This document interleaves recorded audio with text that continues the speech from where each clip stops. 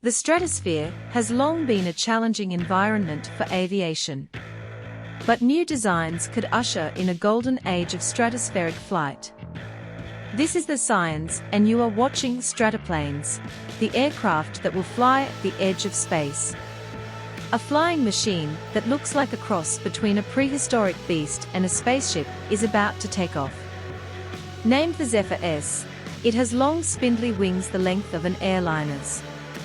Together with its small, thin body and head, these make it resemble a pterodactyl.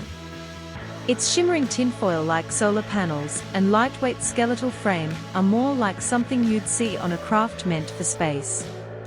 It takes 5 or 6 people to lift the Zephyr. When it's ready to launch, they run across the runway holding the craft above them. The machine's 2 small propellers turn frantically before the plane begins its slow climb up into the cloudless sky to 60,000 feet, or 70,000 feet, a relentless ascent into the stratosphere that can take 10 days. Its mission for the US Army is a secret, but clearly on its manufacturer's mind is the desire to shatter a few records, particularly that for the longest flight duration for any type of airplane, which has stood for 63 years. British aviation pioneer Chris Kelleher designed the first Zephyr in 2002. His vision was of an uncrewed aircraft capable of eternal flight in the stratosphere. He foresaw that solar power and lightweight materials would lead to aircraft capable of staying aloft for months, or even years.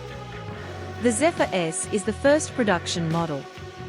The British-built Altor Zephyr, the company was recently spun out of Airbus, is one of a new type of flying machine designed to reconquer the stratosphere through eternal flight. Aircraft that, when combined with miniaturization of components and powerful new computer models of the atmosphere, give humanity the possibility of a near-permanent presence at these high altitudes for the first time. Their jobs include providing 4G or 5G phone coverage and internet service after a disaster, spotting forest fires, and tracking the movement of enemy forces during wartime. All the while, they can do it better, more cheaply, faster, and more flexibly than satellites. Technological improvements, especially in the development of lightweight materials, solar panels, and battery technology, make the long endurance part of the brief a reality.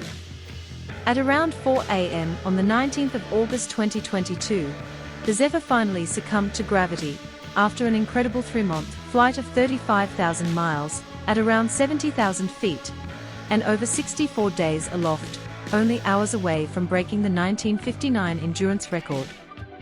It flew all the way down to South America on a mission and all the way back again. And the US Army pronounced themselves happy, but we are not allowed to open up on what they did with it. Its success was due to the singular focus of Altor's engineers at Farnborough in the UK. In April 2023, Altor signed a contract for a Zephyr trial flight over Japan with a mobile communications payload. The Zephyr is expected to enter commercial service by the end of 2024. In their bid to reconquer the stratosphere, startups such as Altor, Scienzz Urban Sky may be overcoming the technological hurdles to eternal flight, but they are going to face an increasing number of regulatory ones. The recent ill-fated flight of the Chinese spy balloon over the USA has highlighted that the stratosphere is national, not international, airspace, and the predicted increase in traffic may lead to demands for stratosphere. The lure of flying in the stratosphere, however, may be hard to resist. The stratosphere is mostly empty right now, so we're still working out the basic physics.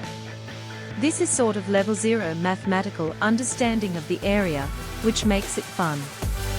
Thank you for connecting with us. Stay tuned.